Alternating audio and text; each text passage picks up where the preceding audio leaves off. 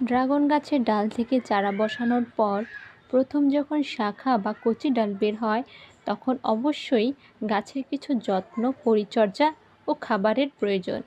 সেক্ষেত্রে আমি কি করে থাকি সেটি আপনাদের সাথে শেয়ার করছি। আমার এই ড্রাগন গাছটির গোড়ার দিকের মাটি প্রথমে আমি নিড়ানির সাহায্যে আলগা করে নিয়েছি। তারপর চারিদিকের মাটি রাউন্ড শেপ করে তুলে নিয়েছি।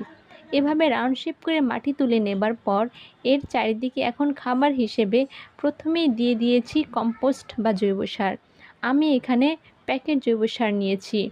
জৈব সার ড্রাগন গাছের প্রিয় খাবার। যে মাটি তুলে রেখেছিলাম সেটির সাথেও সার ভালোভাবে মিক্স করে গাছের গোড়ার চারিদিকে দিয়ে দিব।